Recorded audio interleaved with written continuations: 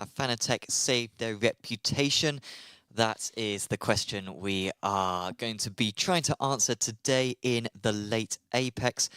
Sometimes it can be a good call to have an interview when you're under fire. Sometimes the CEO coming up for a chat can be a bad idea as well. We will be discussing whether their interview has taken off some of the burden of the dislikes that they've been getting in the sim racing community recently, along with looking at news at Le Mans Ultimate, at iRacing weather, at Motorsport games, obviously, and other funny stories that we've found in the news of sim racing. Once again, I'm Sam Fitzpatrick, and alongside me is David Sampson. And apologies that we were all a bit late. We weren't eating pizza, but again, it was a longer GT3 trophy race, so that's why a bit. Yeah, it was a 75-minute race. Yeah. What do you guys expect we us to do? Grabbing bams. Yeah. Haven't opened mine yet, so watch out for the release of some air from a can later on. But let's have a chat then about Fanatec. Which do you want to go first? Do you want to go the interview or the product release? Let's start, I think, with the interview. Sure. Yeah, go on. I'll let you start it off. Well, I was hoping you'd start off because I've forgotten the guy's name. / I never learnt the guy's name. But the CEO it was a German name. Well, okay. The CEO of Fanatec has had an interview to try to address the problems that they have been criticised for. The main one being huge delays on their products. This has been something that's been going on for a while, but particularly the last few months. And they've tried to basically come out and answer the questions that the community have been asking. Do you think it works? I appreciated the fact he was sitting down and facing these questions. And he knew the questions weren't going to be nice, and the guy expressed also on the side of sim racers like how displeased they are. So a bit of a backstory. This was the biggest part of this was the Black Friday. They, for the first time in their history, put up big Black Friday deals, not a few percent off, big percent off. But their website and their product management was out of sync in the sense that people were allowed. Not only were the deals not limited, but their stock management wasn't working. So people were ordering away, and they didn't just not have them in stock. They didn't have enough products made. So this is the part of the interview I didn't love. Now, obviously, again, I appreciate him sitting there, and he's going to defend his company. It's his company. He has a right to defend it. But he was saying almost like it's our loss, because not only do we sell them almost at cost, now we've got to build them, pay premium flights in, shipping materials. I mean, like, in his woe defense, is us. The way that the question was formed, it was, oh, was this a tactic by you in order to make more money? And then he had to demonstrate, no, we lost money because of this. I just don't think a multi-million-pound company should be doing the woe is me. Sure. All they should care about is said person not. They sent the email to each customer almost like, we messed up. What we can do, option 1, cancel your order, forget it never happened. Or B, we honour that huge discount you've got, but you're going to have to wait. And most people are like, oh, yeah, no, you're sending me the will. And they're saying they're going to lose money on this. There's huge delays. There's a lot of confusion. And this is on top of a bad run of form from the largest sim manufacturer on the planet. Yes, that is a phrase that he repeated a few times. They are the biggest premium sim racing equipment producer, I think, is it's obviously Logitech, I imagine, or probably maybe bigger. I don't know. Well, they're not just sim focused, right? A lot of their money comes from keyboards and mouse and all that. Well, Dustmaster as well, probably rivaling them when it comes to sim racing. Obviously, hello to everyone in chat. Lewis, Adam, Glyn, Alan, Zach. Glyn saying, I was doing ASMR. Did I start a little bit quiet? I think sometimes I'm a bit low energy, and it's understandable because it's 10 o'clock. But I will try to be high energy with a rapid fire of questions, and I will be opening this imminently. So going over the interview, they addressed the reason why the web store, why they sold more stock than they had, because the web store stock didn't sync with the actual stock. So their website was like, we got loads of this stuff, when in reality they didn't. So that's why they oversold. How they could avoid this? Address their software issues. Oh yeah, yeah. I mean, it, Like it's a this bit. this goes back to everything with their business. High quality products, well priced. No one's going to argue that. Well made products, high quality, and a great price. But their software. Like I was a Fanatec. Fanatec was my. So obviously, disclaimer: I've been sent a ton of sim equipment over the years, but the equipment I have used my money on was Fanatec. I bought my CSL load cells. I bought my DD2, and I say that because I convinced my wife I needed a direct drive, and I was like, "This is the one. Like, I'm gonna buy it." Bought it. Not long after, then I get sent a Simicube. I get sent a Lira Bod, and my channel started to blow up. And then I put my Fanatec in a box, and I think Lewis, our producer, like, here you go, mate. I don't use this. Hopefully it works. I was plagued with software issues, and my job being a streamer is, the best way to describe how a streamer makes money is lots of hours and being reliable with your times, knowing when people are live. And so many races or streams of mine were delayed because turn on my PC and Windows is like, you haven't plugged in a wheel or a base. I'm like, I have. I go to open the software. It's like, no, you don't have a wheel or a base plugged in. I'm like, haven't touched anything. Unplug, put it in. It's like, no. And then you're downgrading your firmware, upgrading your firmware. This isn't me just bashing Fanatec because, I suppose it is. But, they serve more customers than any of the other sim companies, so I can understand why their complaints seem higher. But just from personal experience, software has always been something that they were always on the back foot. And yeah, it's just so funny that this cost them a lot of money, software on their end. Sure. Yeah. Yeah. They also addressed some of the other issues, particularly delays to the UK. Sorry, wrong. My laptop. You just muted me. I did just mute Sam. You just muted me when I was mid-sentence. I mean, how passive-aggressive do you get? Like, if he's got a problem with me, he should fuck... Oh, wow. Sorry, I didn't mean to say... I only got halfway through that word. Man, this is a nightmare right now. He's really riled me up now. If he's got a problem, he should tell me. In my defense, I had to shift everything to the right and... Yeah. Hey, Lisa. Sorry to everyone that you had to hear that. I don't use that language. He was right to mute me in hindsight because I can say stuff like that. You were getting out of control. Yeah. So the point I was making was that they addressed some of the issues to the deliveries to the UK.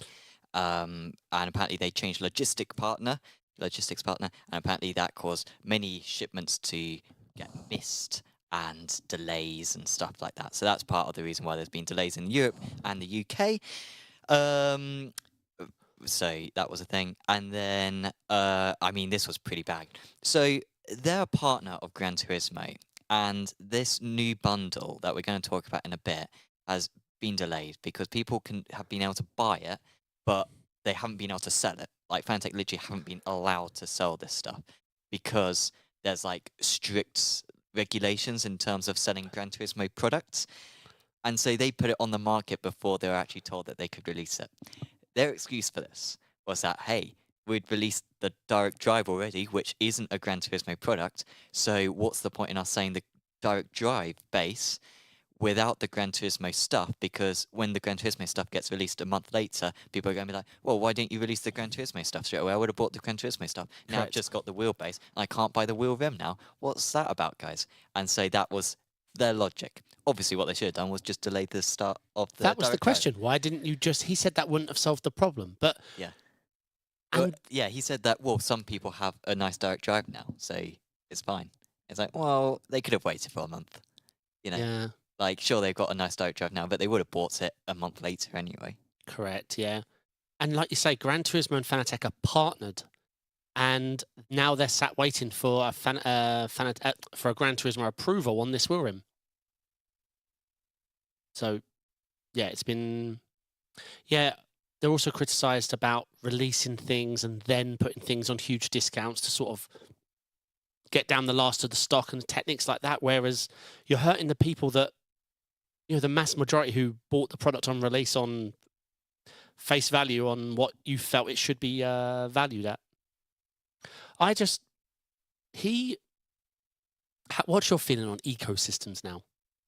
I don't like them Walled because obviously gardens. it's to limit the amount of choice. It's to keep you hemmed in, so you can only buy a certain company's product. Because the positive you always hear about Fanatec, and it is a big one, because when you look at the competitors, you can buy a wheel rim for 300 quid, a round, a formula, well priced. But the problem is they only work on Fanatec. They say, oh, you can buy an adapter. It's like 190 quid. Yeah. 100 to, like, now you should have just bought a different wheel rim. Sure. Yeah. Yeah. It was a long interview. But he took the questions on face value. So it wasn't difficult to watch. I didn't love his answers. They didn't feel. It always felt he was being defensive, not relating to the customer. Yeah. He didn't come across great. He should have been more just putting his hands up and going, we should have done we better. messed up. Yeah. Like, this thing we failed on. This thing we failed on. We shouldn't have done that. But yeah, he seemed a bit more. It wasn't our fault. This thing happened. The last thing as well that they addressed was the poor customer support. Really frustrating customer support for a lot of people, with them asking for support from Fanatec. And apparently, basically, because of the dislikes that they've been getting and the complaints they've been getting, they've had too many emails. And this is just their fault. I mean, it's not a question of, they're unlucky. It's just they haven't had the capacity to answer the many, many emails. So what they're going to do is they're going to outsource their email. They're going to use another company to help them to answer these emails. And they're hoping that this will make it so that they can have multilingual support, quicker responses, 24-hour support as well. They're hoping for a live chat eventually as well. So they are seemingly investing in this stuff, but obviously their failures up to this point are totally their fault. They just haven't had the capacity needed in order to Yeah, probably my favourite thing he said is, like, we've tried to keep this like a, not family run, what did he say? A small, relatable business, but it's time for us to, like, grow up and handle this. Like he said, that this can no longer work like this. So they need, I think they say 150 employees employed at the German office, 120, 150, so that sort of region. Hopefully looking to expand in the areas that need addressing. Yes. Because obviously it is easy to forget that they did pioneer a lot of this before anybody else. They weren't the first direct drive, but they were the first mass market direct drive. The first universal quick release. I think they were saying first load cell. I'm not sure if that's actually true, but I think for a sim, yeah. I think for the first sim designed load cell, not repurposed. But yeah, first mass market DD, which is correct. There was a DD, the Leo Bodner, before, but it's £4,500. Sure. Yeah. The DD2 and the DD1. They were mass market. Yes. Hopefully, I mean, the I hate the phrase, but the proof is in the pudding. I think that's a phrase. If they resolve these issues within the next year, all good. But obviously, if these things continue on, then you do have to question. Do you think they can management? Do you think they can handle Aztec and Moser? Do you think? Well, yeah, because Moser and Aztec are fairly new, absolutely smashing players, it. So and producing good products. So yeah, and I mean, we were looking at what were the wheel? I can't remember what companies the wheel rims were that we were looking at a few weeks ago, but they were saying like €400, €300 wheel rims, and we were like, these look like they're worth like 800 quid or something. I know, it's coming down. And so there's just so much competition, so they don't have a monopoly on it, and the competition is so much better now. The one thing they do, and they are monetizing well, we've mentioned it already, but Gran Turismo, the PlayStation license, the console side of it, I would say they're leaders by a long way in the console world. Because I think, was it the Formula 1 drivers and the eSport Formula 1, they're all Fanatec, right? If I remember rightly. Yeah. I think even the Fanatec load cell pedals, if you can believe it. So yeah, if that world outgrows our world, then they backed the right fighter. But let's see. I still don't know. Because obviously we know Gran Turismo 4s and all that are bigger than us. But on the rig side, are they? I don't think so. Can they be? with prices coming down, I don't know. It is scary with these 49-inch monitors. People don't realize it's changed the game because console users are looking to invest in these ultra wides. Thank you for everyone who's engaging in the chat. Much appreciated. Quite a few people watching along today. Is Turtle Beach coming up in the conversation as well? We mentioned that 2 weeks ago, I think, and we were just like, this is weird. And that was pretty much the Well priced though, because it was the pedals as well, wasn't it? And the dash. You're getting the dash, the wheelbase, the wheel rim, and the pedals. Well, that was yeah. $799. Let's say all of that. Yeah, it is. I believe it was. Yeah. I thought it was just the base. I don't remember the pedals from Turtle Beach. I thought they were just doing a direct drive. Perhaps it was it was the rim. I'll just quickly check. Perhaps you're right. Oh no, yeah. Oh yeah. Wait, I'm right. Oh, here we go. Here we go. A dash. Oh man, a wheel rim, the DD, What? a button box, and a pedals. What pedals are they? Yes. I mean, they don't look. It's 3-button. It's a 3-button pedal system. I don't know. They didn't even lift their Newton meters last time. So yeah, because they still don't list their Newton meters. I think it's been found out now. It's like 7.2. Okay, which is load cell. Oh, all right. Oh, it is load cell. Wow. At least on the breakers. So, yeah. And a dash. Everyone, go to Turtle Beach and get yourself some load cell pedals. That's a really good price. I know we covered it a week ago, but I don't think we took it all in. Because if you're talking about a £300-400 wheel rim being a good deal, which we said, and this wheel rim has buttons, I might order it. Yeah, pretty good stuff. Welcome to Nick Horn for tuning in, and of course Aaron and Monty and Co as well. Let us know what you think of these topics. In terms of, then following on from that Fanatec discussion, they have... So hang on, so have they actually released... So they have released their DD, their Gran Turismo Direct Drive Extreme. Extreme. And that's the end of that sentence. It's just called the Extreme thing. They'll have a plus soon. The Sure, Fanatec yeah, DD Extreme Plus. Ultra. I'm not sure, actually. So this is now available to buy. This is what I was saying before. They haven't actually got a license to sell it. That's the issue. They know that the license is going to be signed, but they were complaining about like Japanese business taking a while to go through, which I don't know. I don't think necessarily I'll only have to show them a picture because it this. does have an integrated dash. It does look quite cool. Mm. I think we can all agree Fanatec. I mean, look at the size of the little DD. Little dash on top. I believe it's an OLED, so that's going to look really. If it's just white on black with an OLED, I think that's so much classy in all the stupid colours we all have nowadays. Obviously, it does look very console-y. There's no two ways about it. Nick Horn's saying in chat that the license is sorted now. Deliveries have started arriving. That is good news then. In that case, the interview they were having with the CEO did. He was saying how it would be a matter of days till it was confirmed. But yeah, we'll see what the quality is. I mean, it is quite expensive, but it is a wheel rim and a wheelbase combined. The only way to get the wheel rim is with the wheelbase. You can't buy the wheel rim separate at the moment. You can buy the base separate, but or you can buy it combined. So yeah, I wouldn't want anything with a Gran Turismo logo on it though. You would if you were younger and from the console era, though, for sure. Yeah. Even if you were transitioning to big PC. into Gran Turismo 5. I'm trying to think, did my Logitech G29 have a Gran Turismo logo on it? But I don't think it did. But yeah, I wouldn't have minded, to be fair. It's just a logo. You don't look down at the wheel, do you? So yeah, it looks alright. We'll see what the see what Super GT thinks, basically. Yeah. Who else is there? Yeah. Well, Overtake.gg did a review, and it seemed fairly positive compared to the previous edition, particularly of the Direct Drive. Much stronger feeling of the rim, approaches of the wheel. 8. No, hang on. What was it? I think it's 15 newton meters. 15 newton meters, 15 newton meters. The old one was 8 newton meters, so it feels way better.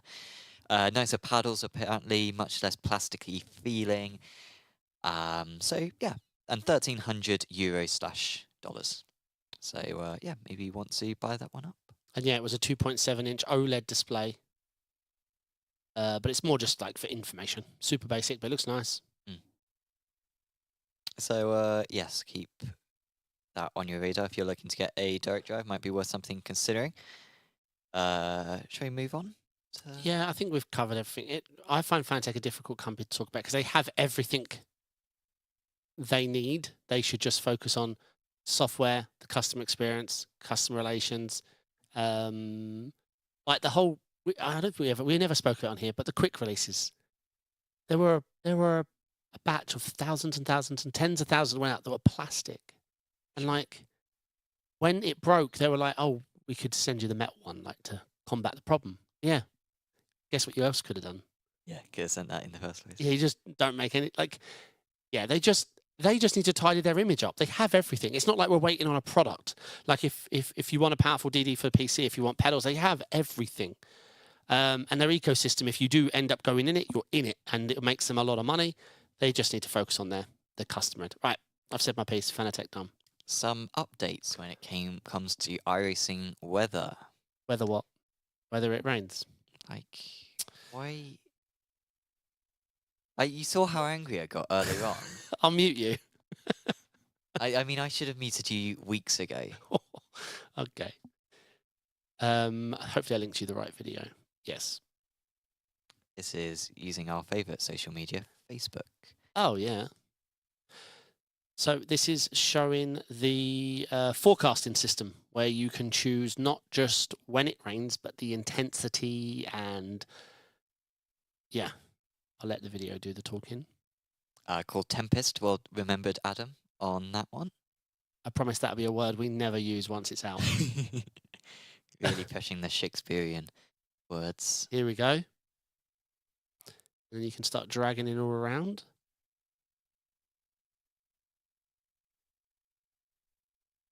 Sorry, podcast listeners in ruins.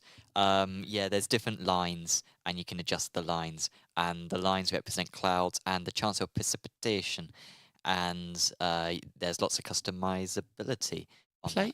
Play the video again, because someone mentioned about it being an LMDA. So they're right. Huh. Yeah, but who's to say that that's actually got wet tires on it though? No, it might just be on slicks. But they said there was only 3 cars, right? The Ferrari, the Formula Ford, and the Toyota GR6. And yeah, he's right. I don't think that means anything. You think that's just a mistake, yeah? Yeah. I mean, they're on light theme, so they've clearly just got the basic settings. No sane person's actually used that. I thought it did look a bit different. I couldn't actually work out why it felt so different to mine, the light mode. Right. Eric Rossef has asked. So we were debating whether to talk about this, so now let's open said box. Oh, okay, here we go. So in the top right of yeah, okay. that video, yeah. There are 5 licenses. Yeah. Good idea, bad idea, and how on earth would they implement the idea? Let's start that chat quickly. I know we're off script, but we're on script. So bad idea. Because if you're quick in one road car, you're quick in all of them. So Correct. You should just have an overall iRating. Correct. However, the way that they're splitting it is the best way they can split it. iRating in single seaters, as far as I'm aware, doesn't matter because there's not special events in single seaters, and so all Correct. it is just a matchmaking process. As long as drivers take part in races, the matchmaking will work. Everyone will go back to splits within weeks of doing so. The important thing is that you don't mess up people when it comes to special events because people work hard to get good strength of good iRatings in order to get into the top splits when it comes to special events. The only thing that might cost it is like qualifiers for open wheel championships. That's when iRating matters because you need to get to top split to get the most points. But that's 6 months away. People can get other. So it's a bad idea, but I don't think there's going to be much fallout from it.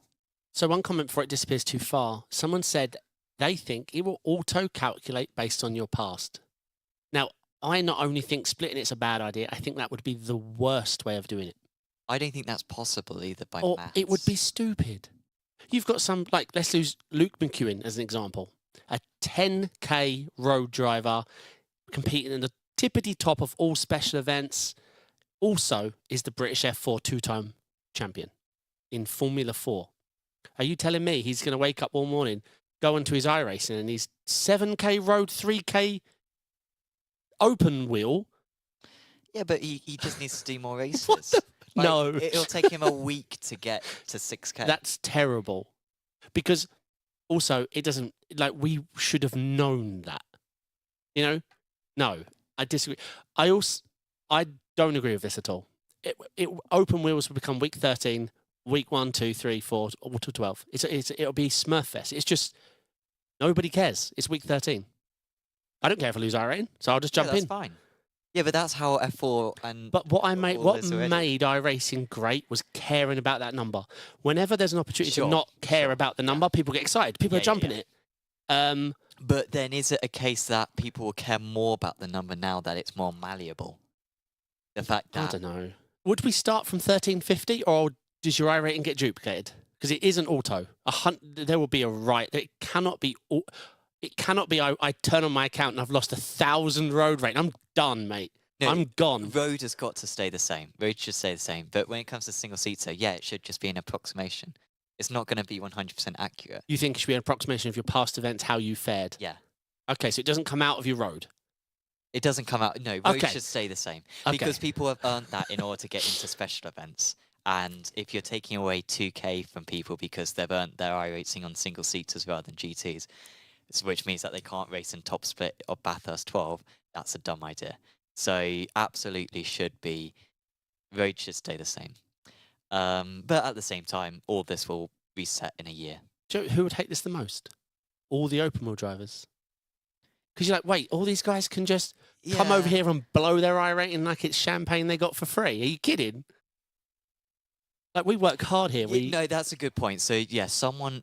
And this is the problem with Smurfs, isn't it? Is that someone with a Smurf who's maybe 9K, but they've got a 6K Smurf, comes into a race, they take a bunch of iRating away from you guys. If you beat one of those guys, you should be getting a bunch of iRating. Correct. Instead, you beat them and you get pennies. That's going to be the problem for single-seaters because, yeah, you're going to have drivers come in who haven't done much single-seaters who are 8K on... And, yeah, so that's a very good point. You've convinced me this is a rubbish idea. This is a really bad idea now. An idea. I forget who mentioned it to me, and it stuck with me. So when I got iRacing, the thing I loved about it is that it's tied to your credit card, your name, one identity. If you're banned, you're banned. Yeah. Now everyone's got a Smurf. Everyone and their dog's got a bloody Smurf now. What about a marker in the system on your relative, on the stand-ins, on the iRacing, everything? Well, not a picture of a Smurf, but that would be actually quite cool for iRacing. I mean, if they get the licensing, sure. Yeah. Yeah, that's worth it. I would like an indication of a Smurf.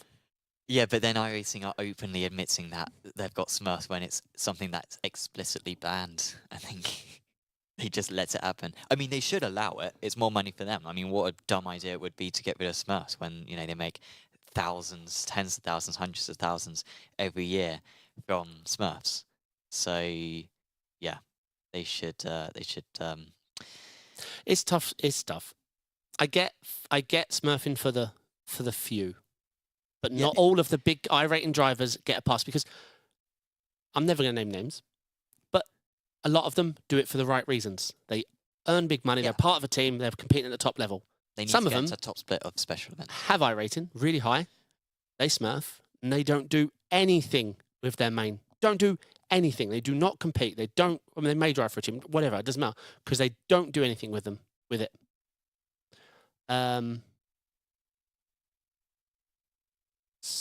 Smurfs are not banned. Apparently, you just can't use multiple accounts at once. So yeah, fair enough. Yeah, no, I never said they were banned. Oh, I did. Oh, yeah. I'm the one who's wrong. Yeah. Yeah, like Livingston says, they earn money, so yeah, why should it be banned? So yeah, I totally agree. They should allow it, but it's annoying. I think the only implementation of a open wheel something that works is a license, not a rating. An A, B, C, and D, and a safety rating. Maybe it doesn't affect the safety rating of your road. Period. That's it. Not a skill level. Because I'm agree with you. A good LMP3 driver can handle themselves pretty well on an F4. Like, are you kidding? Yeah. There's a bit of a glass. I don't understand. Yeah, the fact that they're grouping like a Clio, like an LMP3 or an LMP2 in particular, is more like a F3 than a Clio is to a. Yeah. So yeah, but then one would argue, shall we split it for every car category? So you have touring car, you have. Oh my god, prototype, I'm you done have if they GT. do. But if you do that, then just everyone's rating is going to be so inaccurate for each car category. If you're having to maintain your iRating for 6 different classes, then it's just going to be wrong for all of them. And then that makes the matchmaking not work, and that means that it's impossible to gain iRating because you're going against 1.5k or 8k in a different league, in a different class. So. To fix Smurfs, this is from chat. To fix Smurfs, make their normal account count towards the soft instead of this Smurf. No. Teammate manipulation. Well, and that's the reason why they're not using it, right? Yeah, I mean, you could... And it's a zero-sum thing. Yeah, exactly. Plus, you could you bring your teammate in, you bring your Smurf, and you let your teammate win, and you run second, third, and fourth. Yeah. He's in now a 6.1k soft, and you're letting him win. No, so yeah. Remember, and iRating is never created or destroyed. iRating only comes... Yes, iRating only comes into being when a new account's created. Yeah. You don't earn... You don't earn and lose iRating, you take and give. Yeah. Okay. And that's the other problem with Smurfs, is iRating inflation. Yeah. Because Sven's 10k and 11k, that's 21,000 iRating he brought in, he's accumulated, right? Or he's taken. Correct. Like you were saying, he hasn't accumulated, he's taken. Well, he created 1350 on the system. 15, but then he took away 10k or whatever. Yeah. So, yeah. Basically, keep it as it is. It works fine. iRacing, really do need to be careful about iRacing as well, because it is a really important thing. Personally, I don't care about iRacing, and I think people generally care too much about iRacing. It doesn't really matter, the vast majority. In my mind, the only reason why it matters is to get into top split of special events, and to get top split as well of qualify events for like big tournaments. Apart from that, it doesn't matter too much. If you're low iRating, enjoy the wins. If you're high iRating, lower your iRating so you can get some wins. It's boring spending all your time outside the top 10. I found that when my iRating was inflated. But it is the thing that makes it great. The care. Yeah. It's so important. Correct, because so you worry about it. So important. It's, yeah. When I jump into another sim, like I'm doing ACC, and yeah, I'm running an LFM rated event, but everything's different. Because if I spin out and lose 10 seconds or out the way, I'm like, see what else is on. Yeah. Yep. I don't care. Yeah. What am I going to lose? I'm not going to check. I'm going to go race GT4s now. Let's this track halfway through. It's a bit boring. The race is really long. What else is on? Yeah. If I was like that of iRacing, and other people like that racing, and more people like that racing, then the party ends. So that was us talking about the topic that we weren't going to talk about for the last half an hour. Let's move on to Le Mans Ultimate. It's being released in 11 days. 2 new videos. There's been some more videos done, so let's have a look at the first video, shall we? Which one's this? The UI? UI. So we're actually going to see the system and an onboard. So I quite like the UI. It's a bit minimalist. It's very console-y, but it's fine. It's easy to make it minimalist when there's only about 6 tracks, but yep, and 3 classes, and not many. Yeah, it does feel very console-y, not PCE, but it's fine. Right, so you're going to notice some suspension bouncing. So I think the way that they're going to justify this is saying, well, in real life, it's actually like this. But I think the problem is, in real life, the eye corrects the bounces, whereas in the sim, you don't. And so it should look like what it looks in real life. Yeah, I mean, I wouldn't...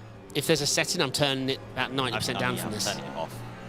There's no... I mean, it's just so bumpy. Obviously, we are playing this from a video from Twitter, so do apologise on... Well, I don't know about the physics. What we're seeing is the wheel has no force feedback. Look.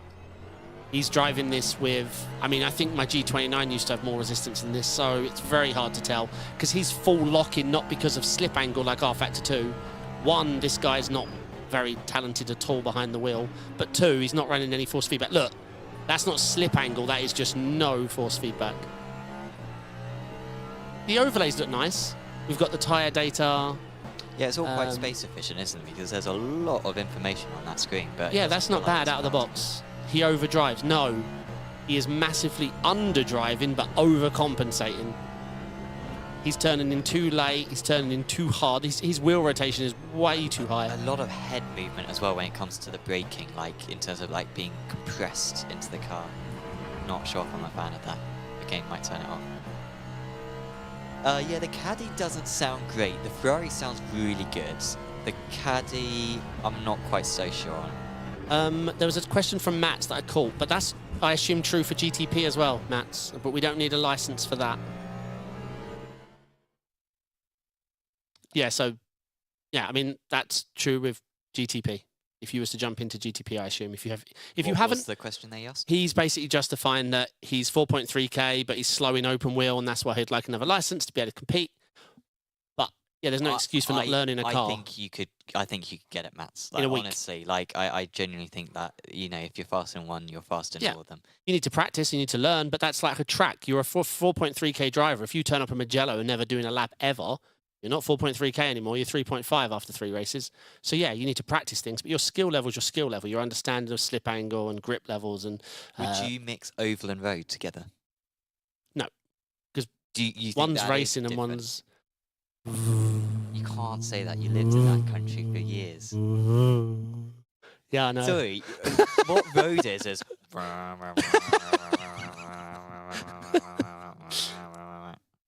just slower.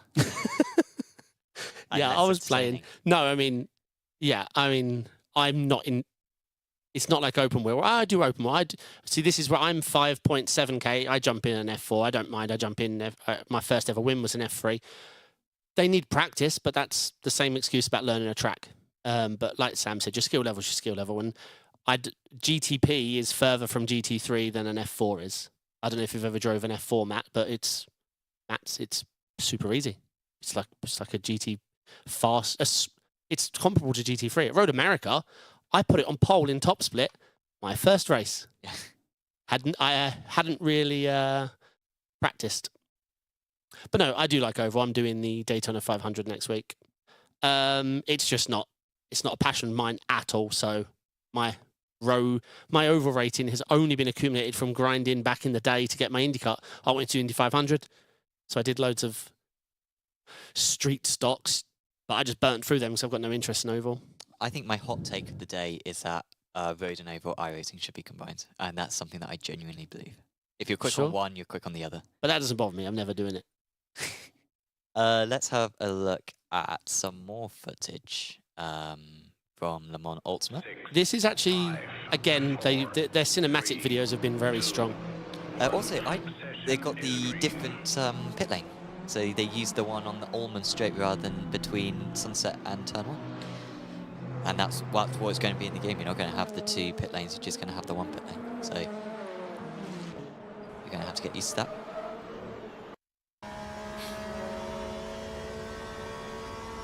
Yeah, skill is skill and practice is practice. If you don't practice something, of course you're unskilled in it. But again, like I said, that's the same true of a track than it is a car. And yeah, Super Formula and Formula 1, you're taking things to the way other dimension.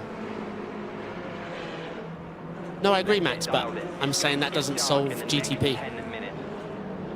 Because like I say, if you're a GT3 driver, a GTP is harder to drive than an F4. Like your skill level on F4 would be faster than your GTP.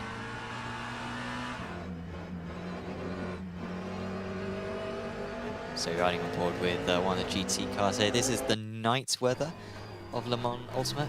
Night weather? What's that? Night time of day. And it's pretty nice. Here's the guy who was driving. Yeah, this is the same footage, but from further back. He's just got no force feedback in that wheel.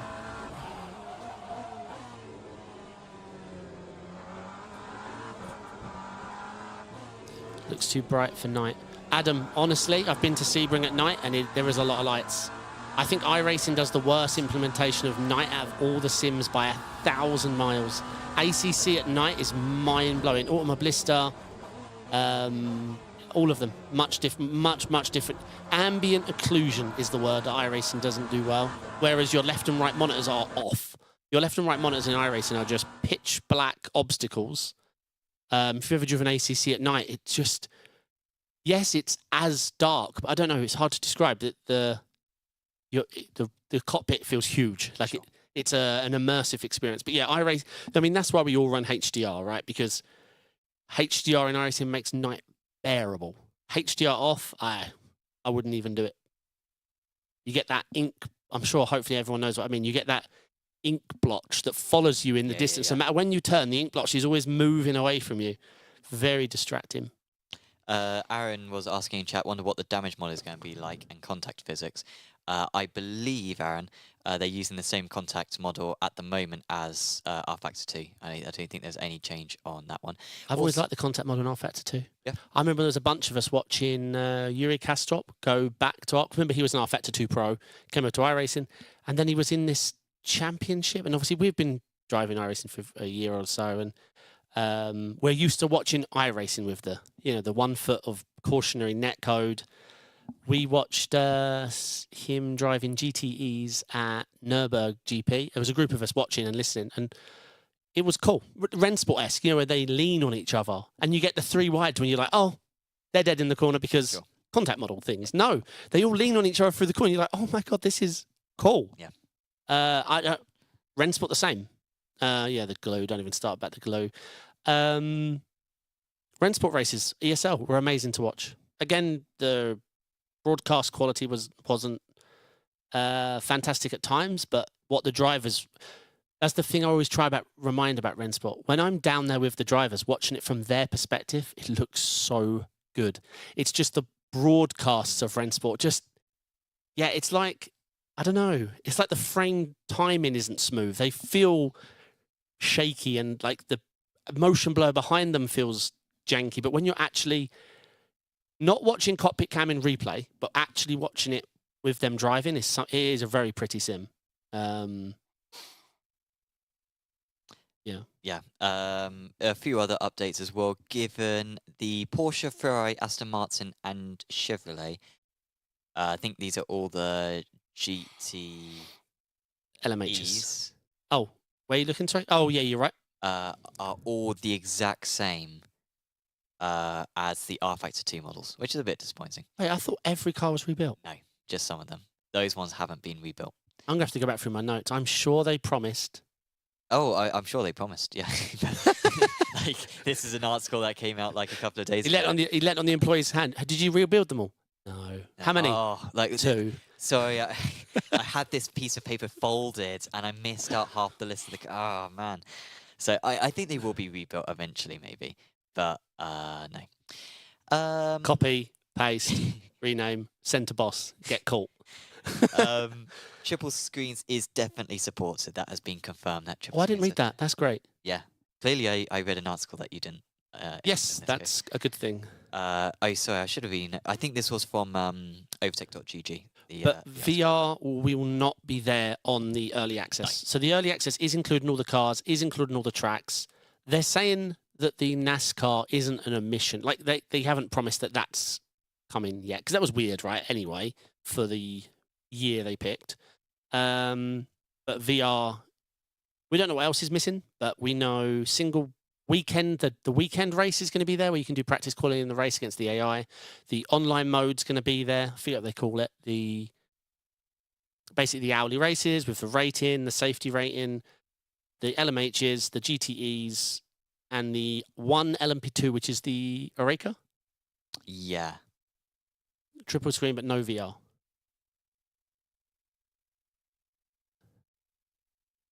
So yeah, lots. I mean, to be fair, and the stuff that they've been releasing, do you think they should have called it early access, or do you think they should have called it the full release? I think a lot of things about this company.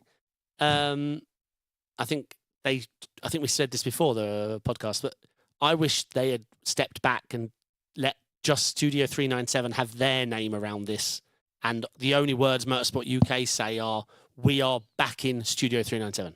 Stop talking about the game, because when they talk about the game, or the word Motorsport Games is near the game, it just gives me an upset stomach. There was that quote last week, and it was basically, and I got really annoyed at it, and it was basically, oh, what do you think of historical cars? Do you think historical cars could be added? And I think the way that it was phrased, it was, and a Motorsport Games representative said, well, yeah, we're going to add, let's just say there's a lot of potential when it comes to historic cars. And I was like, guys, you can't even get the 2024 cars in the release, in the initial release. Stop boasting. I think the fact that it said Motorsport Games person said that, I think that switched something in my brain. So I was like, Sam's going to hate this sentence now, and I'm not going to give it a chance, probably. So you're absolutely right. So for this to work, they need a few things. They need the servers to work.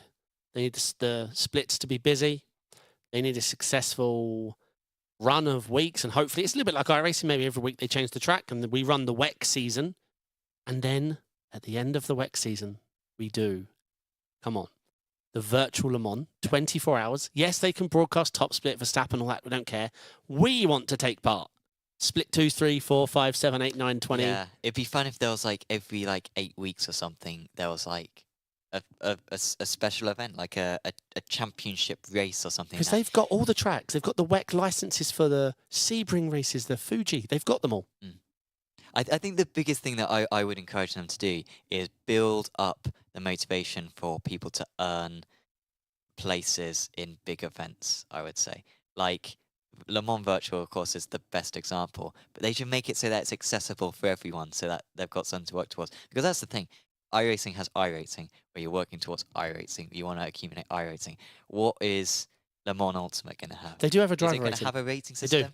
They do. If you look at that video in the top right, there's a driver rating. But is that going to be the pull to keep people on it, or are they going to need something else where it's like, if you do well in these events, you get into this event, and we're going to make a big deal of it. We're going to make a big event of it, and it's going to have some prestige. Because if it works, I'm doing 24 Le Mans, 100%. Yeah. If it just works, and there's nothing I hate, and I can get rid of that camera bouncing, I'm not doing that for 24 hours. I've got to get rid of that.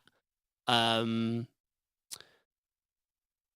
that you're allowed to turn on the force feedback, because that toaster that was driving, you could tell it did look a little bit like slip angle, but when you watch it, especially from the far camera, the webcam, there was just no force feedback. Sure, the guy was just turning in really late. He wasn't like maximizing the corner and leaning on the slip. No. He was just a toaster.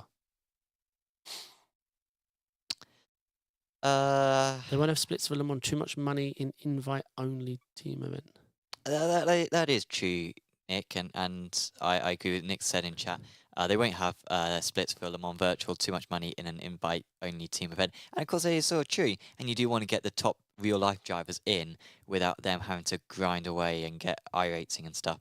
You just want to let them in. But at the same time, there should be still events available for people to enter. And maybe make half the grid, people earning their spot in, and half the grid, people spending... Yeah, no, I do. Obviously, for Le Mans, for Le Mans Virtual, was it like $2,000 to get a... I don't... When I meant splits for Le Mans Virtual, I didn't mean if I grind rating by now, I get to race in top split. I didn't mean that. Oh, that's what I meant. No, I meant there will be the virtual Le Mans. Sure. Oh, okay. But I mean, there will be a special event called Le Mans 24 that you're allowed to take part in. There's splits. And of course, that for all the rounds. Correct, yeah. I didn't mean that I can worm my way in. Yeah, like Jimmy Broadbent was in a team. I remember. I'm not saying that should be on the table. But then, well, I mean, now I'm thinking about it. Hang on. So I was thinking, oh, you got to earn your way into these big events. Obviously, that is what iRacing does already, because you earn iRacing to get into special events, don't you? Correct. And so, yeah, that's what they should have with Le Mans Virtual. They need to have lots of special events. Even if it's just the week before the real-life WEC round, you should have to earn rating in the other events, so you get into splits when it comes to those events. And then you care about the rating, you care about the events that you're in, and it all works well. what I'm saying is that they need something for people to care about in order to retain. Quick question from Vaporize. Maybe I missed the iRacing stuff. What do you guys think about the open wheel class? Will everyone be in rookie? So yeah, you did miss it. We did cover it for like a good 20 minutes. So we're not going to go again. About 15 minutes. Yeah, but we don't know. Nobody knows, and we'll have to see. But most of the ideas are bad. Yeah, I think that's the takeaway. Nobody knows. We don't know, and all the speculation seems to go bad, to be honest. So yeah, but we did cover that for like a good 25 minutes. Motorsport games news. So, which we've already sort of covered with Le Mans Ultimate, but that's the name of the podcast, isn't it? The Late Apex Motorsport Games Bash. Yeah. They had their NASDAQ listing extension approved, i.e., sorry, I've spun that like it's a good thing. They haven't been kicked off the exchange, is how I meant to word it. Yeah, they got taken off it in November because their they were threatened to be taken off it. Oh, yeah. And because their stockholder equity was $500,000, and that's not allowed. That's too low. And so they need to increase their money. By May, their stockholder equity needs to go up to 2.5 million. So they need to increase it by 5-fold from November to May. You may be thinking, well, that's not going to happen. Well, maybe it will happen because they can sell stuff. One, they can sell copies of Le Mans Ultimates. They're going to make a lot of money from Le Mans Ultimate, hopefully, and so they can get some money from that. The other thing they can make money from is IndyCar license. And so a very good comment from Lewis Gilbert saying, Motorsport Games needs to open a Smurf account company to compete on NASDAQ. Yeah, sure. Go for it. Maybe, the CEO's wife maybe can open up a new company. But yeah, they can basically, Motorsport Games can generate money through Le Mans Ultimate and selling the IndyCar license. But they already sold the NASCAR license and it was for like 6 mil, wasn't it? So isn't that enough money? But maybe the cost was 8. Yeah, but they'd already paid the cost, right? Yeah, but I don't know how debt and all that works, I mean, I don't know how any of this works, but apparently they need 2.5 million by May. So in the world of big business, big debt, and then you have a branch or a group ownership of a small company that's doing okay, it just means this company doesn't pay tax because you just write it off on the debt that your company owes. It's a big business is a joke. The Warren Buffett, I'm not going to go off topic. Warren Buffett said something like, my company pays less in tax than my secretary. Sure, yeah. That's big business. Yeah. Google Island. You only got to Google Google Island. Can you Google Google Island? Yeah. That's where the patent for the search technology resides. So all the money they get in, they're like, oh, we've got to pay Ireland now, and that tax rate of really low percent. What a shame. They pay that, and then, oh, wait, we don't. Oh, our tax bill's done. Oh, that was easy. I don't like to talk about stuff like this because it makes me depressed. Yes, it's a fickle world. There are moves to make a minimum tax rate in Europe because, Netherlands and Ireland have extremely low corporation tax, and so lots of companies are set up there. Yep. Of course, the UK doesn't help because we have control of Bermuda and other other tax havens. Okay, Adam B was mentioning global, but this is enough about politics. Let's go away from politics. So yeah, that's the Motorsport Games situation. They're trying to get back, or they are still on the NASDAQ, and we'll see if their stock price increases at all. I doubt it will. You feel like it's just a matter of time till the company dies. Wait, give us 2 years of Le Mans Ultimate. Well, no, but the game will still be bought by someone else, right? Like who? I don't know. Rennsport. Us? Do you? I mean, I would love to own it. How much money have I? I think I've got like 20 quid on me. I don't know if you guys wanna chat. Wanna let us know how much money you can put together. Send it to me, and I'll give it to. I'll buy Studio 397, and we can run it. Who's got a ridiculous amount of money and into sim? Assetech. There you go. Could Max buy it? Could Red Bull buy it? It's a good one. It's a good one. That's my call. Forget AlphaTauri being renamed Redline. It's going to be renamed Le Mans Virtual for the 2025 season. Yeah, thanks guys for putting up your offers. So far in chat we've raised about £4.20. £5. We're almost there. Yeah. If we keep going like this for half an hour, we'll actually have a bigger listing than Motorsport Games. Yeah. Well, I mean, you can buy a few stocks for £4. You can. Motorsport Games, so. A third of the business. Yeah. Get a seat on the table. I think that's pretty much it for Motorsport Games. Yeah. A silly story coming up next. This is just a bit of a fun story. I don't think anyone's taking it particularly seriously. But this is from B Sim Racing. There is a BWT Alpine F1 Simulator up for grabs. Now, when I heard this listed, I was like, seriously? Like, they're saying like a massive simulator thing. No, it's just that. Literally one screen. I don't know. That's pretty cool, mate. Yeah, but I mean, you go down. So this is sold on f1authentics.com, which people should be very cautious about, obviously, because I've heard a lot of bad stories. Is it 119,000 euros? Yeah. How much did you think it was going to be? I don't know. This is the thing. Isn't that a mid-tier team? Yeah. Jeez. So it's made out of carbon fiber. Why? I don't need it. It's meant to look like an F1 car. I don't actually need to compete in it. Yeah. Yeah, Like- but it's very light to get into your living room. Maybe. But make it have extruded aluminium and paint it. I don't need... Anyway, some rich person's going to buy that. So these are the officially listed specifications. The ultimate authenticity and performance. Hardware, nothing short of state-of-the-art. Components used, meticulously selected to be the best in the market. Software, programmed by experts to just work. Professional grade steering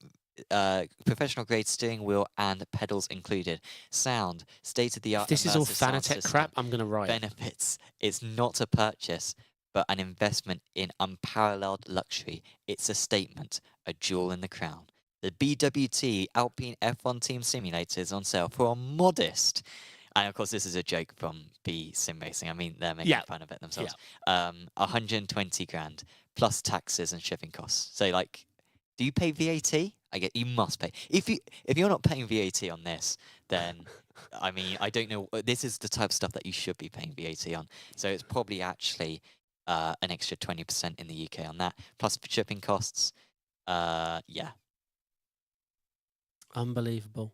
Do we know what the meticulously best of blah blah was? Well, no, that's the thing. That's what I was just for 120 grand. We don't get to find out. And you can't even see. I mean, oh yeah, scroll down. There's more pictures. Oh no, yeah. So. Okay, here we go. Okay, the monitor looks a little high, right? If your head. Yeah. Wait, that does look pretty cool. Okay. That doesn't look very F1-y. That looks sick. Okay. That looks sick. Well, I mean, is that the actual best place for the speakers to be in? Well, pointing away from you. Oh no, that was pointing down at you. So you're going to hear everything behind you. You're not hearing anything in front of you. Everything's coming from either the sides or behind. That is a nice wheel rim, to be fair. I mean, it might be fake, but... Looks nice. Yeah, go on then, I'll get one. I mean, we've got to investigate this, right? You know, like... Oh, wait, you can actually... They need to tell us what wheel, like, the DD and everything, because... No, they're not. They have to. You can't spend... Why replicate when you can have the real thing? I mean, this isn't a real car. Like, come on, guys. You can't say, oh, we're not replicating, we're making the real thing. No, this is still a sim racing rig. There you go. Oh, I can buy 2.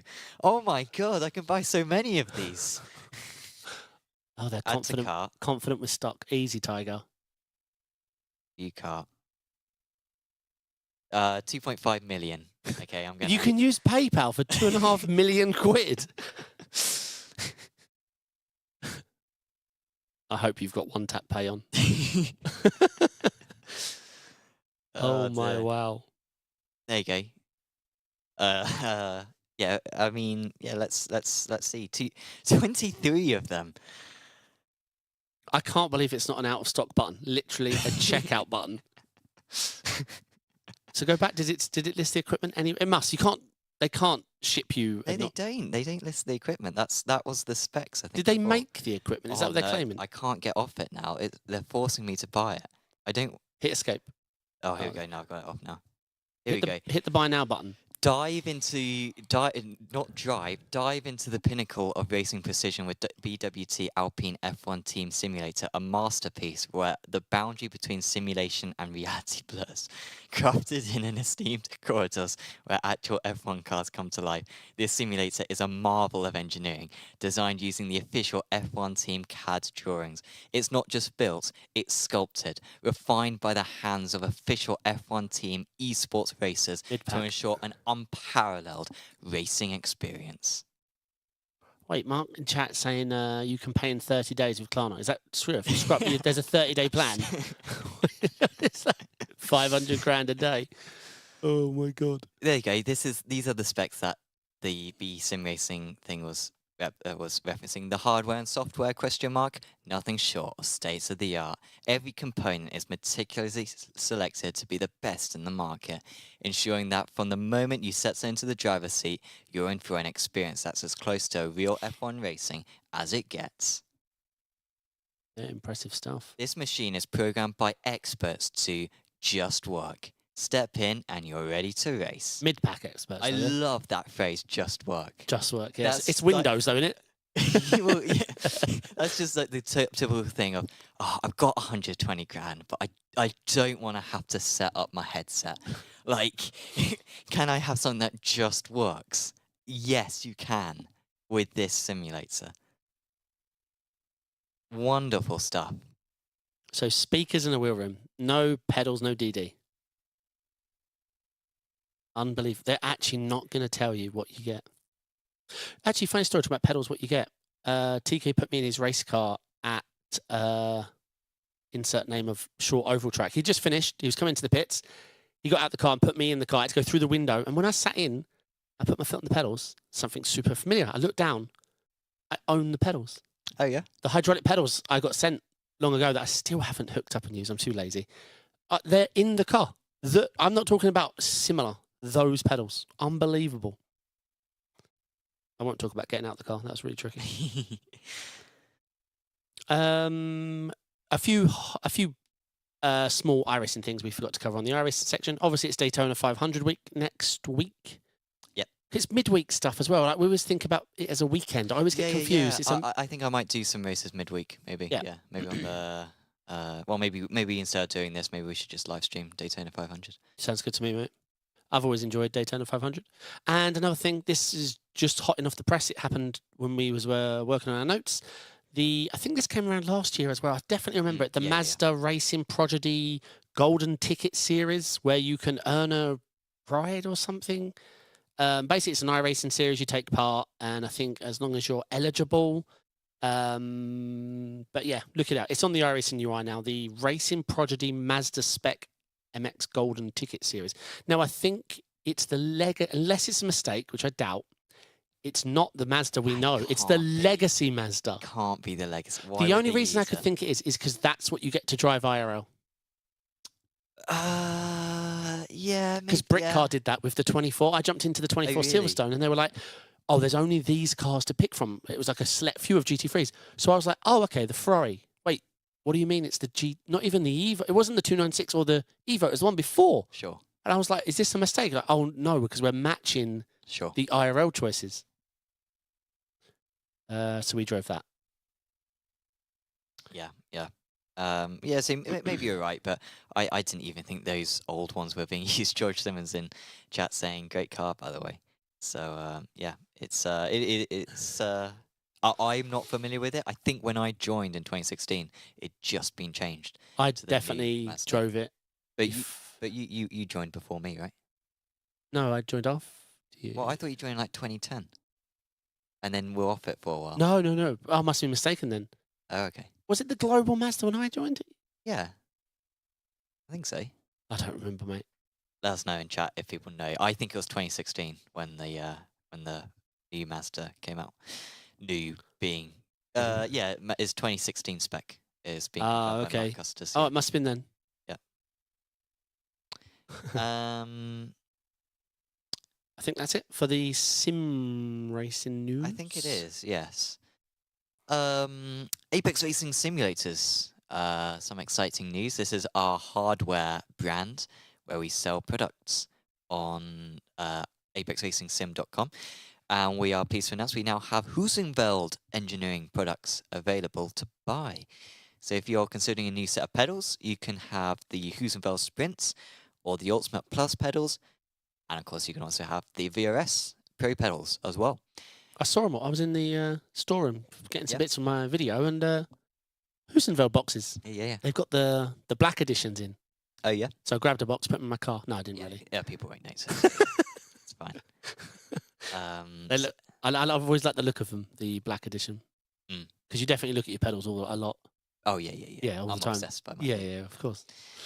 So also we're stocking the Ultimate Plus base plates, which are really good for the Ultimate Plus pedals. Obviously, they're compatible with that, but they're also compatible with the VRS pedals as well. So if you're buying the VRS pedals, you can now get a base plate as well. And yeah, it can work great. That's why I actually use the Ultimate Plus base plate with my Okay, VRS. Yeah, I think VRS don't do base plates, do they? Don't think so. I'm not sure. Well, what we got on the rigs downstairs? Oh yeah. I mean, I'm not sure if you can actually buy them, but I don't know if it's like a part of the rig, which isn't available to buy yet. But Yeah, I'm not sure. No, Alex says no. Okay. yeah. Yeah, I didn't think so. But yeah, they're all standard fitting now. I mean, yeah, a lot of pedals are using similar layout nowadays, which is nice to see. Just like we've got the wheel rims where everyone but Fanatec is using the same wheel connector. Yeah, it's part of the rig. Okay. Yeah. So do check out apexracingsim.com if you're genuinely looking for any upgrades when it comes to your sim racing equipment. That is definitely the place to go because got quite a roster of products now available. Apex Racing team, we had PESC round 1 last week and it went really well. Luke McCowan with a win on debut. That was brilliant. It was phenomenal. Do we have a good... And this is not a good replay. Oh, actually, hang on. Quality's amazing. Bam. There he is, crossing the line. Bam. Look how clear he is. Draft track. Tell him that. Clear about that a second by the end. Pulled away in the middle part of the race and did really well to hold on. Yeah, Redline were triple bump drafting behind him and closing in. Yeah. But Luke, he knew he had it as long as no mistakes. He knew he had that. Good work from Alejandro Sanchez, who had an awful meeting in the end, but he did help out Luke in that race just to help him get that gap. I didn't want to say that, but oh yeah. Yeah. He literally... I mean, I don't know if he was genuinely doing it, but like either way, he certainly... The phrase, he took one for the team, came to mind when I was watching. Yeah. Go, Luke. It's too late for me. The results in the end for the team were all right. So Luke and Johan did really well. 1st and 8th for Luke, 6th and 4th for Johan. It's really frustrating because obviously the first race is the more competitive one. The first race is the one where you qualify and it's in pace order. And then race 2, you get twice as many points. It's a really bad system. They should be level points at most. Race 1 really should be worth more points. Race 1 should be worth more points. It's the real race. Yeah. Qualifying, quali position, race, you prove who the fastest is. Yeah. Reverse craziness worth more. Yeah. I mean, in AOL, we have a slightly longer race 2, but they're worth the same. But in that, you can actually overtake. In this, it's really tricky to overtake because everyone's so competitive. It's a good photo, by the way. Yeah. Lewis Ward knows what he's doing. Or actually, this may have been done by Reece Carroll, actually. I'm not entirely sure. Yeah, nice photo. But yeah. But yeah, you can see Quinton struggled a bit. Salvo with a good race 2 to get up there. Alex had a real tough round. I mean, he could have been on the podium in race 1, but it was tough. he was unlucky. It was 9.1 case off, I think. Yeah. 9.1. Yeah. Pretty stacked. Michael with decent results and Luca with all right results as well. So yeah, of course, back for round 2 this weekend. We'll be hosting the team stream once again on the Apex Racing Team Twitch channel. So you should definitely check that out. And of course, well, how did your race go at Daytona? PESC All-Stars. Obviously, we were in the GTP in a fixed setup and came out in practice. And obviously, you've got you know, Casey's, Swelio's, Pablo Lopez's, Basic Ollie's. Like, I was a bit daunted. It was my debut.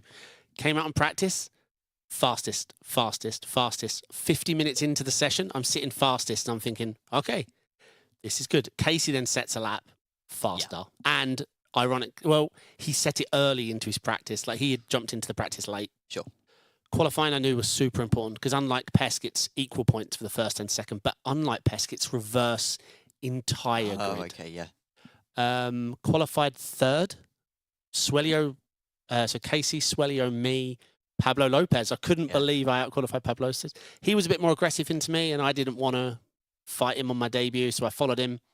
Fourth, so QP3, finished P4, reverse entire grid, and I'd finished fourth, so I'm starting fourth to last, and I finished ninth. So big points. I'm super chuffed because obviously, while there's only, 7 or 8 rounds, 2 races on each, so I know there's a lot of points. So my plan is just to quali strong, finish strong in the reverse race, survive. Any drops?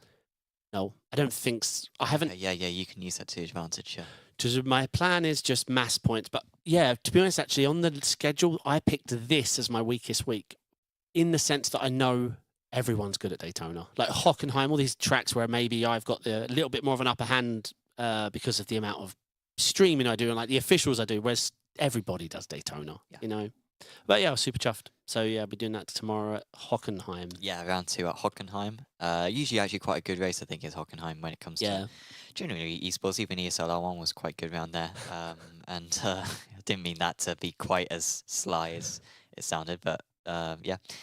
And yeah, Pesca is pretty good there as well. T6 hairpin on that one is always a mess. Honestly, the higher level you get, the more of a mess T6 at the hairpin becomes because drivers go 4 wide and it just doesn't work.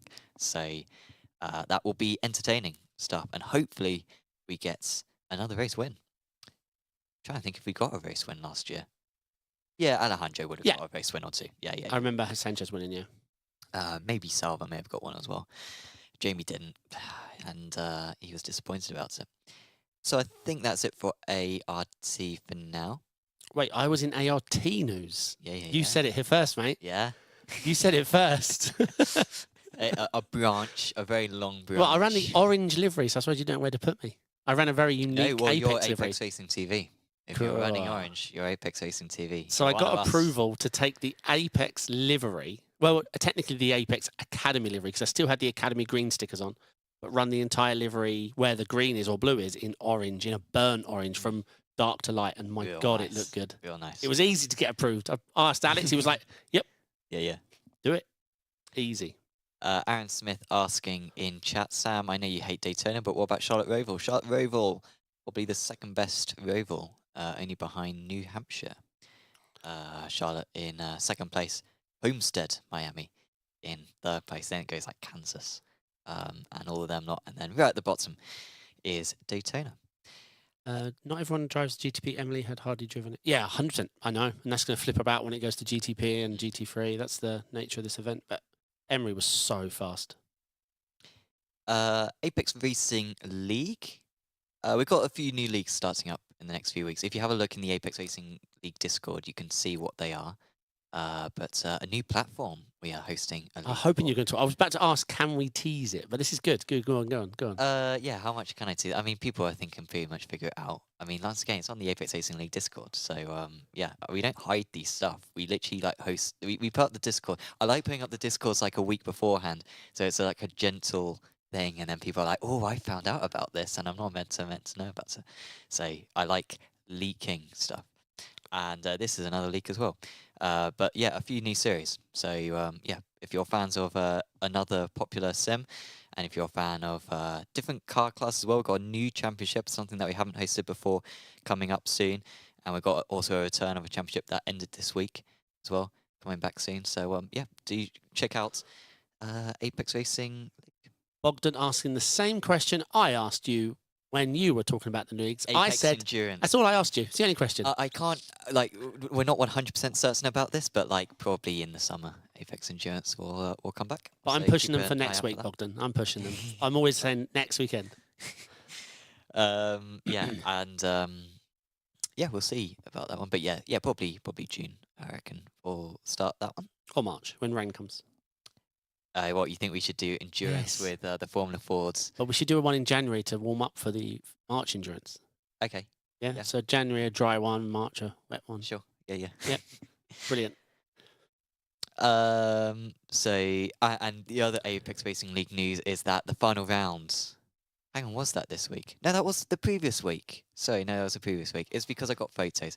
Oh, here's some nice photos. This is fine. They approved of these messages, these photos going on social media, so we can. This is social media, right? This is Gilbert Solomon with his trophy. Congratulations to him. Also, Igor Kos. Oh no, he hasn't sent it to me. He just sent me this GIF. This was his thing of him holding the trophy. Oh my god. He said he would make one during the weekend. Oh my god.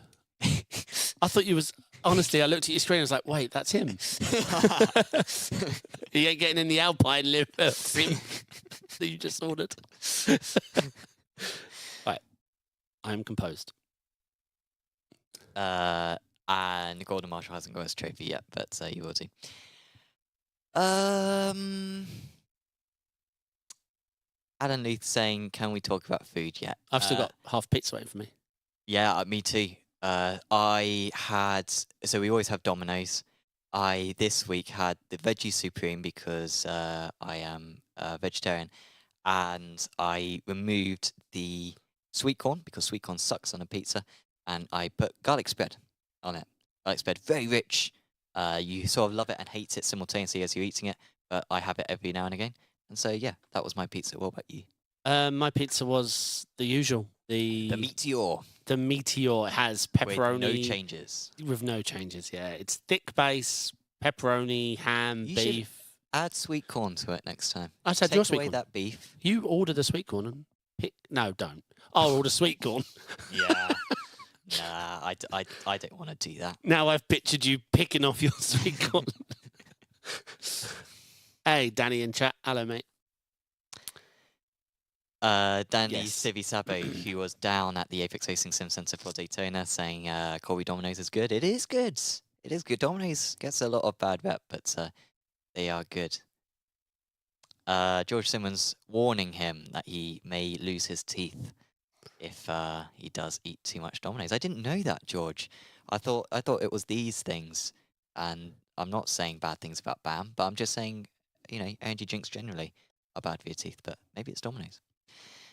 The last segment we've got is Apex Racing TV. Not a whole lot of bits to share today, but this was just a Hang on, he got a twofer there. What was going this? into I've forgotten turn one, this taking now. advantage of the drivers battling in This is front an of him. overtake. Radical And that is esports. without doubt the move of the race. Even if he doesn't keep that spot, what a pass at high Okay, speed. what through was the it? I bumpy turn genuinely one. have forgotten. Josh is gonna give Oh, us it was a another nice look move. at this. Here we go. They are coming out of Sunset down the straight. McCutcheon's the third of those three cars, and Oh no. Turns it 3 wide inside at turn 1 at Sebring, and he's done it as John McCutcheon. So nice work. This is the place to do radicals, isn't it? The Apex Racing League radical thing. Well, this is the official series. Oh. But yeah, this is like the strength of field race. Oh, on the a soft Friday race. night. Yep. And also, by the way, there's a compilation video coming out next week of the Apex Racing TV best moments from January. So Best commentary moments or racing? me messing about with the buttons with this thing. Yes. That's gonna make it. Do I do anything that makes it? Well, the commentaries we do make it. Yeah. Yeah, but you might pan in and just crop me out. Well, yeah. But do I even get a hand or sometimes? Oh, I've tried not to. I've tried. You occasionally hear like a tiny bit of David, and it immediately cuts. This is Formula 4. Super close between Aaron Smith, who is in chat today, talking about this. Good turn. turn. Oh, look at that. Moving over just a little bit too early, and Very into the wide, hairpin heading we into go, the 3 wide. hairpin. Adriansen's through the send. He makes up 2 places in one And he corner. pulls it off. Plastow's going to be looking at This what is in the hell B did I final, just so do? top 4 get Moving the in too into the early, A final. and But good wow, turnout. I that think we was had a 40 really drivers good overtake there from sign up for Adriansen, turn 1, but but it's with not our over yet. elimination heat He's gonna format. try And gain then one there more. goes Jensen, Contact and he and biffs off sends Speckens. But I think that was, I don't think that was a penalty. Yeah, that's fair. I don't actually know what these final 3 clips were. I just linked them because Winged they it. had good labels on them. For second place. This is in the B final as well, so this is earlier. I've got to say, Labinson is doing a fantastic Oh, job look at that holding crash up in the and out. background. There's a Whoa. carve into the wall in the background. And Honestly, there's another this first crash. lap, there's Yeah. even more contact. I don't And know he how he keeps it survived on the that. road. Honestly, these guys are giving us some entertainment. Well, that's a and nice half. move down the inside there. Honestly, get these guys a contract. They are providing some spectacular racing, and it gets even worse. All the crashes in have been on the background. straights. There was a car going straight off. Someone's lost a rear wing. There's about 2 or 3 cars involved there. Poggy is out of the race, and I believe. So fun there's racing. 3 You can or still 4 sign up. We cars did that actually have a driver sign up for the after round 1, who will be making their debut tomorrow. Sign up at apexracingleague.com. That. But all these drivers are running in a pretty decent position right now. As I said at the start of this broadcast, the position you want to be in So is we're gradually going backwards. We're very much following a Chris Nolan narrative here. Still racing very hard. Oh, A little bit of Whoa. contact. A little bit. Mac Farquhar going off. Yeah, tell that to Mac that it was just a little bit. He recovered well for the rest of the meeting. I think he may have won the Pro-Ams actually, Mac. So he did really well. Oh, another one, sorry. One more. First lap, which is absolutely incredible. The top Here 6 comes absolutely McFarquhar. just shuffled around. Hang as on. This is Adriansen's before a game. We've trying gone for a move, reverse but he order spun throughout the this. car round, Ooh, and my that is gonna laptop dent is his- not doing well there. Adriansen's tries to go for a move, but he spun the car round, and that is going to dent That was his Jensen. chances of Of course, we getting already know that he into comes back the A later on. final instantly. And well, he's all the way down in 18th place now. He's got a lot of work to do in these next about 7 and a bit. And yeah, just great minutes. racing. Next round is Silverstone. Tomorrow. Nice. You can sign Lots up of now. draft. If you sign up within the next 12 hours, you get into the next race. How's the legal Do it. court planning for the SDK usage? I don't see Rolexes yet. I think it's For the integration in that game. Yeah. They're We're acting like- getting there. We're getting there with the legal issues on that one. I mean, basically, we take all their profits, don't they? Yeah, I want one of So- those rigs with the F1 car. Yeah. That's my settlement. Well, I mean, I've got 26 in my basket, so that's what I'm only settling for that 2.5 million, please.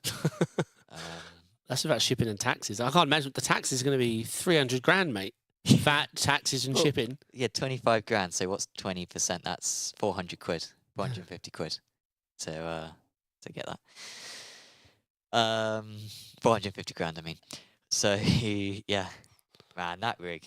I think that is pretty much everything we've got on our lists at the moment. So is anything else that you wanted to mention? No, that if I seem tired, it's because my smoke alarm went off in 3 in the morning. Not went off, the battery started beeping, and then I went to sleep beeping. Yeah, there was a fire, but you were like, oh, I phoned my mum. I was speaking to my mum on the way here, and I said, "Oh, the fire alarm went off in 3 in the morning." She went, "Is everything okay?" I was like, "No, Mum, I wish there was a fire. It was the battery, and I didn't have a spare battery, so I had to go get towels and dampen the sound, and try to go back to bed, and then wake up and buy a battery." All fine now? Yes, I bought a new battery and shoved it in and smashed it back up on the ceiling. Yeah. I wish you could put 9 batteries in. Now I wouldn't have to worry about this thing. Do people ever test fire alarms? Like, No, but they're so good when now. you put them in, I feel like you should probably light a match and just be like, does this actually Oh, work? test. Yeah. Good point. I think you should test it. That's I all I'm think, to saying. be honest, you should just not play with matches, then you probably won't have to worry about the house fire. by having the match, you are increasing the chance. And then you fall off the ladder. Wait, the alarm's not going off. Do I leave? It's the alarm's fault. Oh, my God. Yeah. George asking, could you not have taken the battery out? There's a separate battery. Correct. So, yeah. The only way to get to the backup battery is usually to smash it with a hammer. Not that I've got past experience. Yeah. Maybe. I'm not telling that story. But yeah, so the best ones you can buy are connected to the mains and have the 9-volt and have a battery backup. But the reason that battery backup's there is to warn you when your battery dies. Now, that might sound crazy. It's because that other battery doesn't get used while the 9-volt's being used. Sure. So with the 9-volt... And if you're wondering what if it's got mains, it's because if you have a power outage, then a fire. So, yeah. Yeah, I will. I'll tell you that story later. Yeah. Not now. Next week. It'll be on the next... We'll put it on the schedule. Tune in. So I think that pretty much rounds us out then for today. So once again, do check out apexracingsim.com to get some of that Heusinkveld equipment that is new on offer. And of course, do check out apexracingleague.com, check out Apex Racing AC. I think there's links to all of them in the description below. And of course, subscribe to the channel as well, Apex Racing TV, and follow us on Twitch as well. Just tune in next week. I will have results from PESC.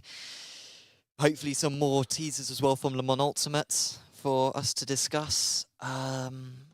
Maybe iRacing. Do you think iRacing are being really smart with their rain, where they're just drip feeding out, where they're deliberately giving out one thing per week? Do you know what I honestly think? I think they're building these things when we're seeing them. I think they're so far behind. That's what everyone assumes, but this is quite a good marketing thing, how they're just giving us little bits, making us talk about it. We talk about it for half an hour on the podcast, even though it's nothing. And yeah. I don't want to talk about rain anymore. I want it to just start raining in the sim. And I want version 2 to come out, because version 1's going to suck. Yeah. So yeah, that will be next week. So thanks for tuning in. We will say goodbye for now, and we will see you back next week for the late Apex.